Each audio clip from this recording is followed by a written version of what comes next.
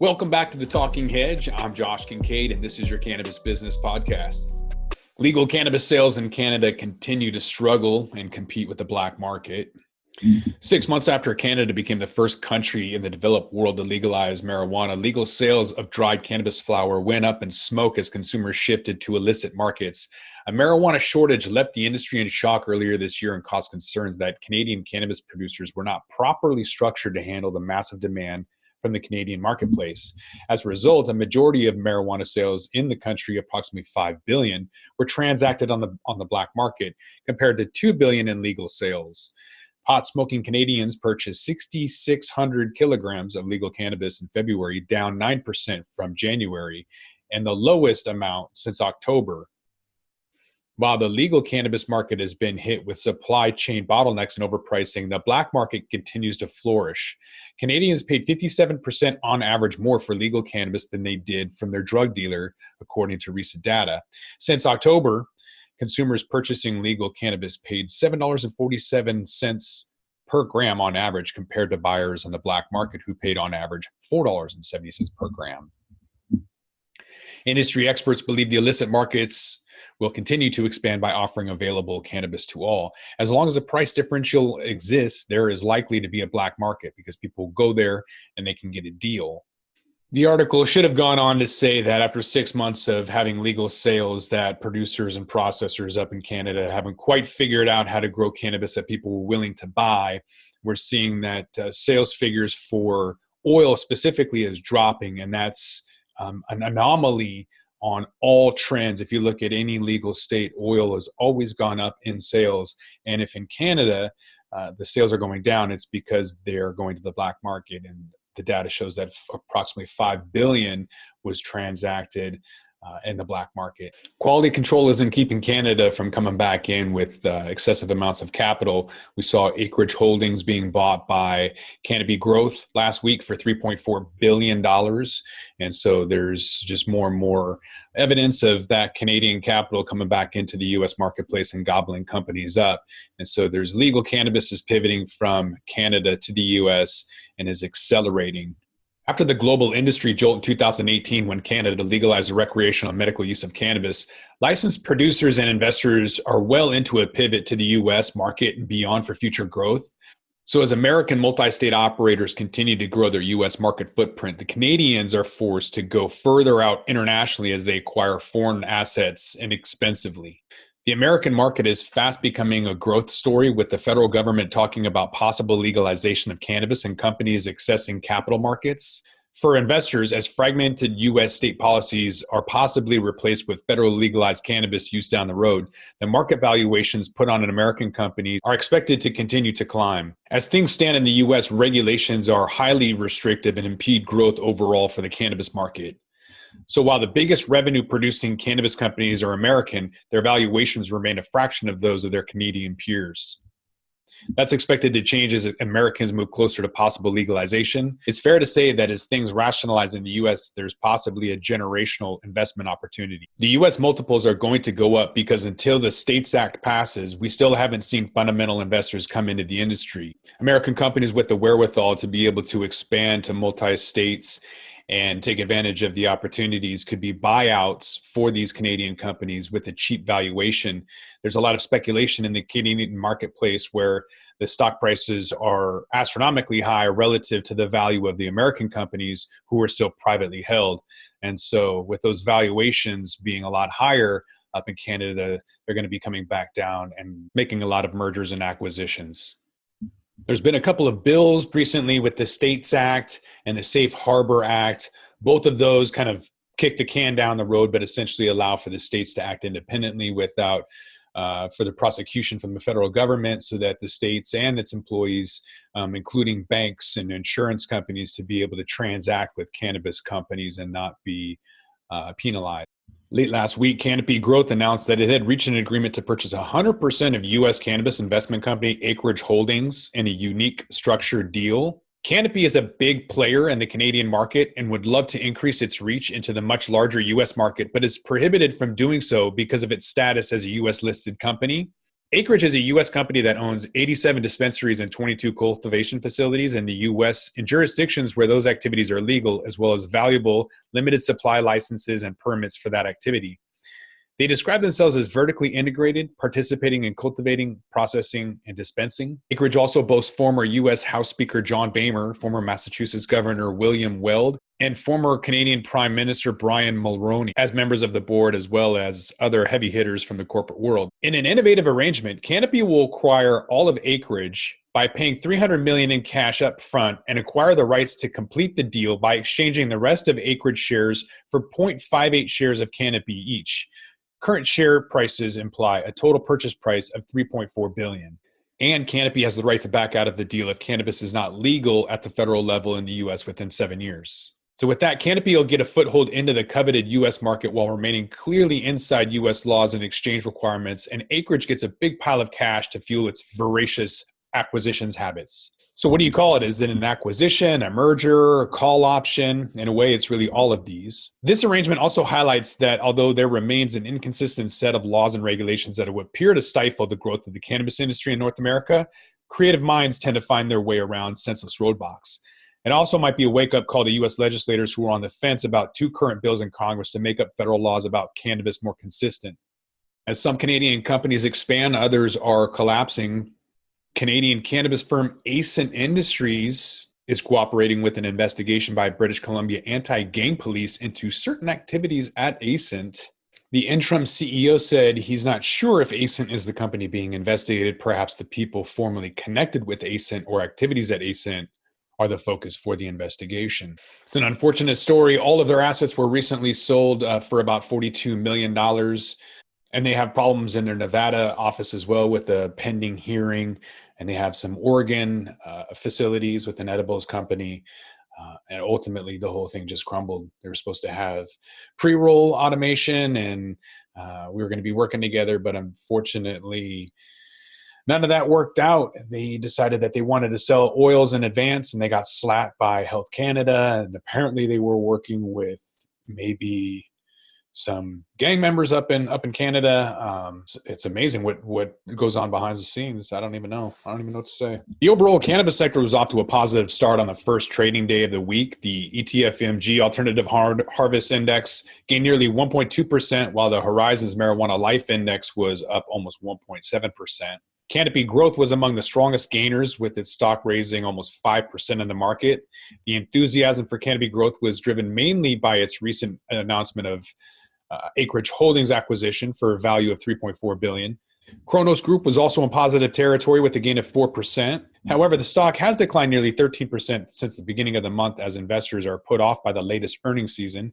And Hexco was also trading higher by 4.5%. Well, it looks like Canada found something to do with all that crummy cannabis they have up there that nobody wants to buy and that the black market is spending at least $5 billion on.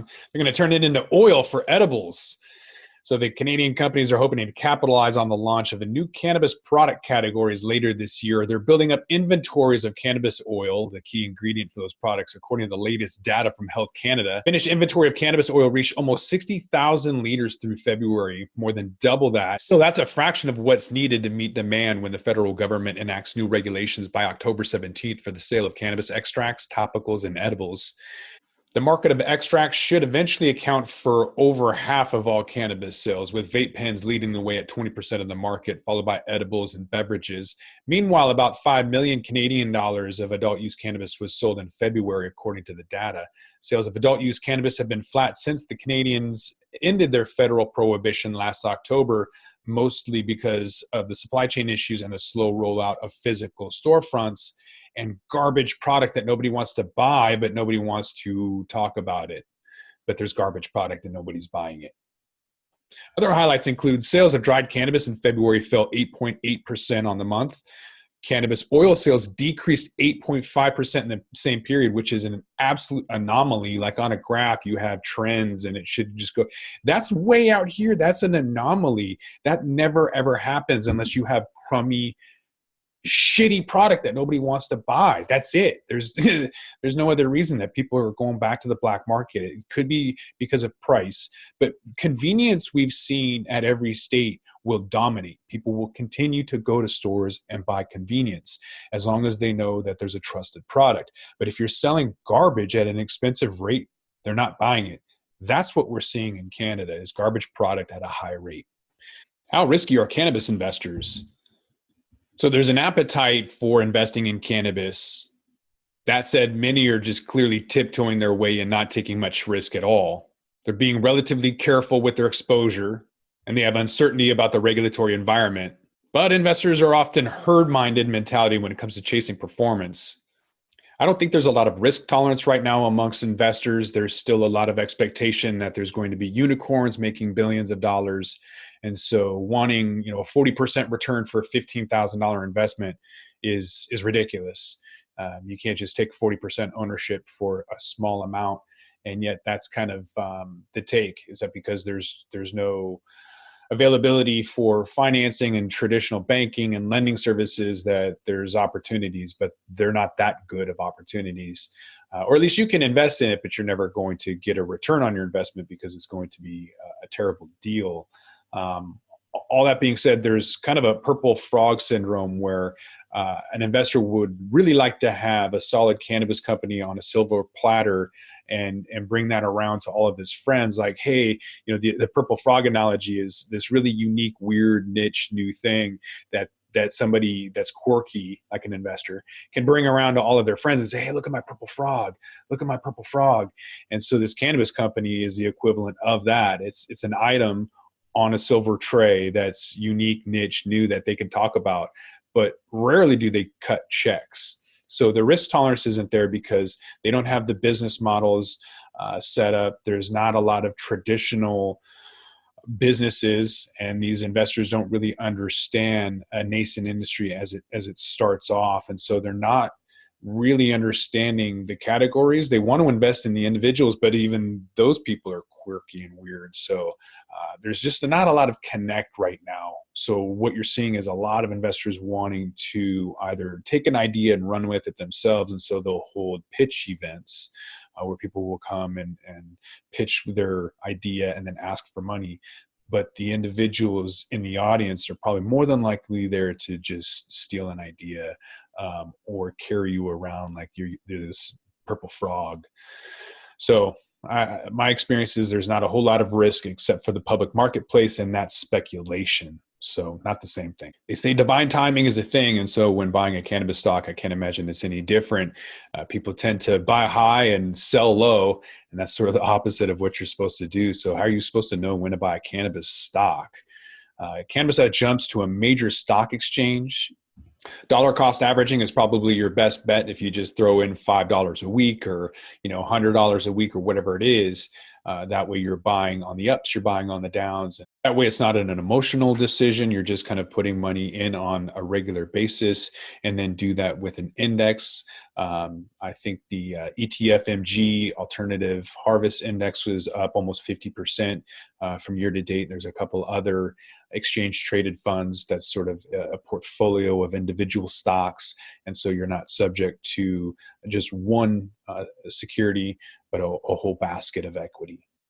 Cronos Group has soared nearly 10,000 in less than 3 years. It's significant because it was the first Canadian cannabis stock to make the leap to a major U.S. stock exchange, which only began trading on the NASDAQ in February 2018. And then in May of last year, Canopy became the first cannabis company to trade on the New York Stock Exchange. The first day of trading was unimpressive, to say the least. The stock fell 6%, and short-sighted critics concluded that cannabis stocks were not ready for the big time. And just 6 months later, Canopy has more than doubled, jumping to a major U.S. stock exchange, woke up the big investors just like it did with Cronos. And yet many cannabis growers have hardly had any revenue, and their product is still illegal at the most desirable markets in the U.S. That's not stopping investors and corporate giants from spending billions of dollars to take their stakes in these companies. They obviously see growth potential, and yet the question remains, how do you even value a cannabis business? Altria Group, a U.S. tobacco leader and maker of Marlboro cigarettes, announced in December that it was buying a 45% stake in Cronos, one of Canada's growing number of cannabis producers and among the industry's high-flying stocks.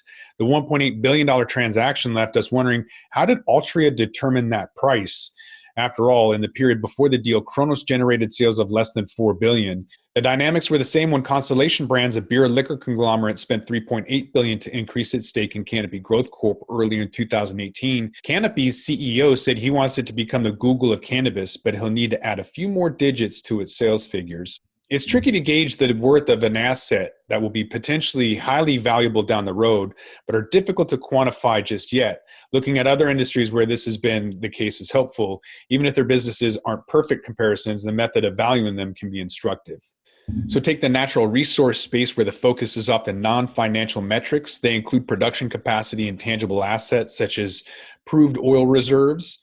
And then a better comparison for cannabis may be the biotechnology space, where deals for drug developers involve big, risky bets on future potential blockbusters. This market will be far more expansive than simply selling a box of joints. There's an opportunity to create all sorts of consumer products, and the marketing can vary widely from wellness drinks and beauty-infused items with cannabidiol to sin products like cannabis-infused edibles or something more akin to having a glass of wine. Knowing the important role that brand building will play in the next phase of the cannabis industry growth story is useful to study these companies' senior management teams and look for branding and retail pedigree.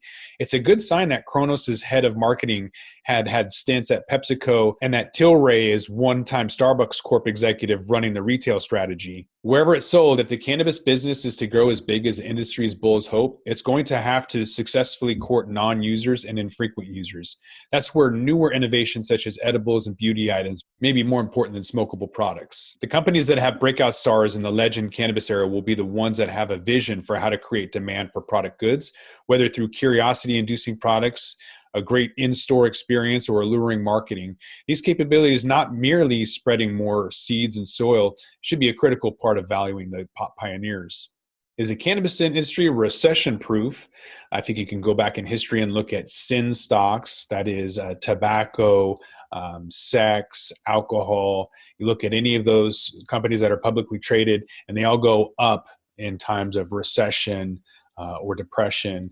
And so as we kind of come into an era of a market correction, at least, if not an all-out recession, you're going to see cannabis stocks increasing, not just because of speculation, but as people exit other traditional forms of investment, like the stock exchange and housing and other investment vehicles. They will go into sin stocks.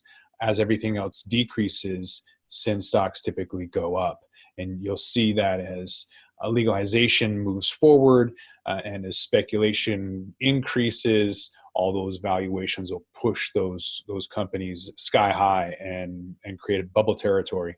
The U.S. is currently in the midst of one of its longest economic expansions since the Civil War, but there's a very real possibility that we're in the later innings of this expansion than most people realize. This raises a question: is the cannabis industry recession-proof? We can look at evidences from other vice industries, including tobacco and alcohol, to make an analogy about cannabis purchases.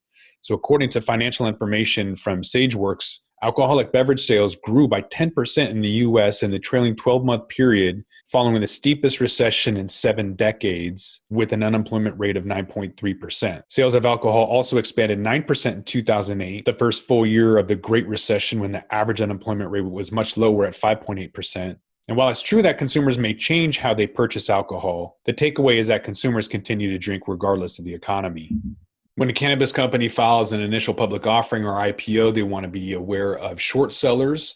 After the certain time period ends and short sellers are able to hypothecate shares and bet against the company, that's obviously detrimental to a company that can force share prices to go up and then plummet really quick, creating what's called a pump and dump or other fraudulent activities.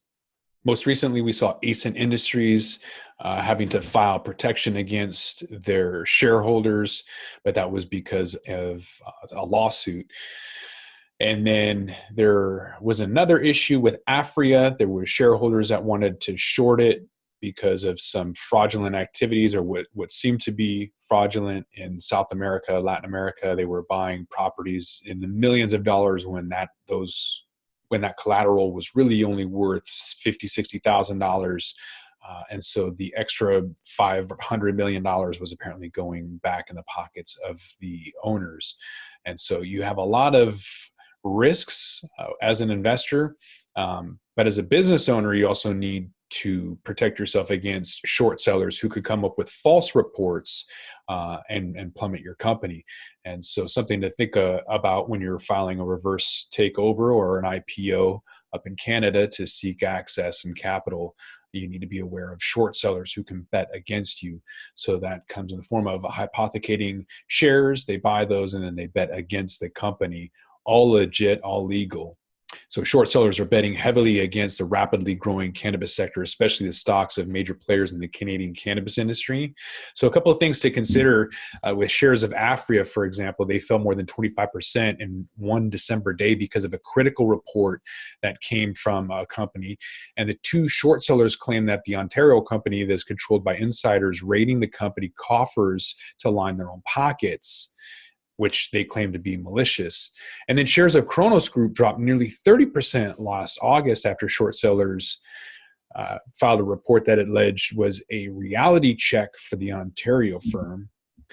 The short sellers profited from the transaction by buying the stock back at a lower price and then pocketing the difference. So in effect, the short seller is gambling that the borrowed stock will fall after it's been sold so that it can be recouped at a bargain price. Shares of publicly traded cannabis companies are natural prey for short sellers, so they must be transparent with investors and the general public by law.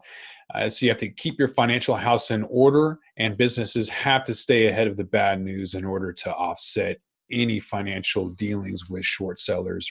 Last week, BlackRock got into the game. They're one of the biggest institutional investors out there. And now Merrill Lynch launches a cannabis sector coverage and predicts more cross-border deals. So all of this is more proof of normalization and that nobody is waiting around for the safe banking or the Safe Harbor Act.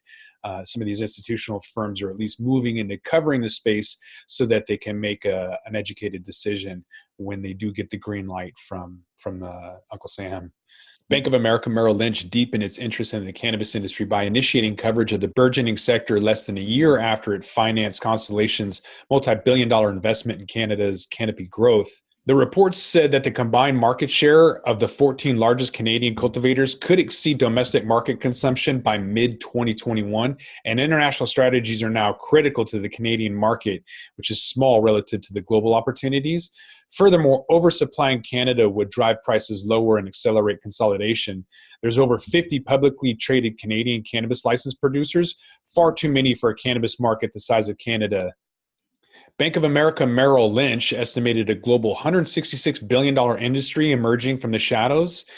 Europe follows at 25%, with Asia at 21% and Africa 9%. Canada accounts for just 3% of that market, the key driver for companies located there looking for international growth. A couple of developments for the critical growth of cannabis is the FDA approving Epidiolex, a second critical step in the development for the cannabis sector happening on a global basis is the World Health Organization recommending rescheduling of cannabis, removing it from a Schedule 4 to a much less restrictive category. And a third critical development came in February when the European Parliament called for a uniform definition of medical cannabis. Access to banking services is probably one of the most limiting factors in the US, which is helping the Canadian companies thrive by gaining access to capital in Canada and then coming down here and spending it. PayPal is not waiting around. They're joining the POP Banking's lobbying ranks in the first quarter. They have their eye on the POP payments. So payment processor recently joined a growing number of companies, municipalities, and other lobbying Congress to approve cannabis banking regulation. So the payments processor recently joined the number of growing companies, municipalities, and others lobbying Congress to approve cannabis banking legislation. The reason why this is such a big deal is because these companies can then apply for regular loans like an SBA or Small Business Administration loan. They can get lenders to give them money for any purchase orders or factoring, which is on any money from accounts receivable. They can also get money from investors who have SIN clauses or any ban against investing in tobacco or liquor or alcohol or cannabis. And so this opens up for a lot of institutional investors wanting to create a lot of capital and opportunities with funds that are cannabis or hemp specific. So once banking opens up, that's going to open up a lot more access for companies to expand and grow and become buyout targets essentially for Canadian companies who already have access to capital. So it's a really big deal, and it's going to change the game in a lot of ways, from cannabis cafes, because once money starts getting flown around, then you have influence, and that influence is going to be seen drastically. California is kind of driving the way with cannabis banking at the moment. So a cannabis bill encourages banks to work with pot businesses. So there's a California legislator considering a plan intended to encourage more banks to do business with cannabis companies. So this bill would authorize state regulators to share detailed sales, cultivation, and shipping information collected from cannabis companies with banks. A step supporters hope would provide additional assurance to financial institutions that a cannabis shop or grower is operating within the law. However, most banks don't see those rules as a shield against charges that could include aiding drug trafficking, and they say that the rules are difficult to follow, in effect placing the burden on banks to determine if a cannabis is complying with all legal rules. Ultimately, the banks are a hierarchy or a cartel. Quite literally, they're all kind of owned by the same entity all the way up to the Bank of International Settlements. But they're not going to give the thumbs up until it's okay. They're not going to work with a state unless the federal government implements the state's act and allows them to deal with each state individually. They have strict requirements with Know Your Customer or KYC. A bank has to know who their customer is. There is no just kind of plausible deniability anymore. And so they've increased that to know your customer's customer. And so there really is no opportunity to say, well, I didn't know about that. They're not willing to do any of that because there's no benefit. There's not enough money in it for them. That's really all it boils down to. And so until the States Act passes, this really isn't going to go anywhere. I mean, it's great to kind of get it going and moving forward for the eventuality of the Safe Harbor or the States Act, which is Congress kicking down the liability to each state. Once the States Act is implemented at the federal level, then this is going to matter. So it's good that they're writing the bills now so that it's done and written for the eventuality of the federal government kicking the can down the road to each state. Canadian cannabis companies have ensured that big cannabis is here and growing, but can craft cannabis survive? Some mainstream analogies can be seen with Starbucks kind of increasing their stores to push out mom and pops and then closing down and then allowing other forms. We have bikini baristas. I don't know what you have, but there's some kind of niche. You can look at breweries as well. Seattle has a fair amount of craft breweries, and you can see that flavor preference shift, and each neighborhood now kind of has their own craft brewery. We'll see the same thing in cannabis that we've seen in coffee and breweries. You'll see more of a niche. You'll see more of a neighborhood influence, and it'll be more local. Retail stores are becoming bigger and bolder, with chains competing to establish themselves as the Starbucks of the cannabis industry. One of these is Seattle-based Diego Pellicer, one of the first cannabis companies to market itself as a premium brand retail chain.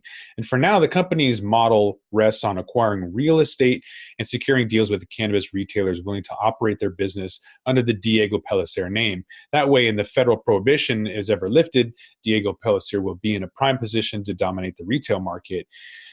Except the fact that they just sold out to a company whose entire purpose is to have really cheap cannabis. So when you walk into their store, it's absolutely beautiful. It has marble and statues, and it's one of the nicest places. But it's going to be, there'll be a juxtaposition or a dichotomy of really nice storefront with incredibly cheap cannabis. And so that doesn't quite go well. So what you're seeing is people want to have something nice and claim that this is, the Nordstrom of cannabis, but people's wallets aren't able to afford anything except dollar joints.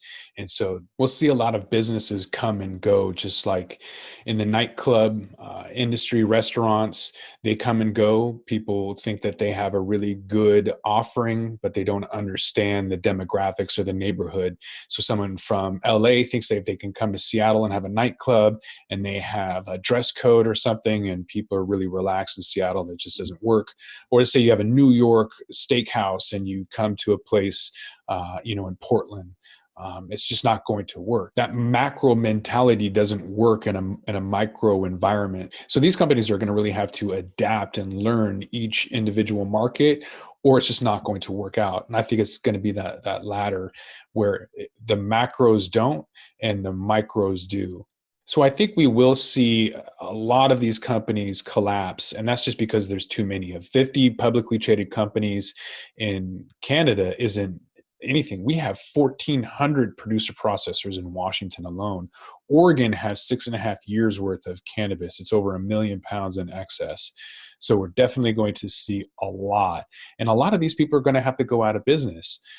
But I think what you'll come out of that is maybe hopefully is the best of the best will come up, and they'll have their own neighborhood variety and expand that way.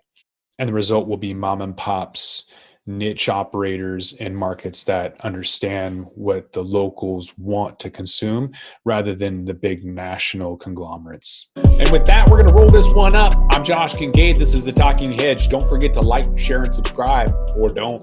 And I'm out.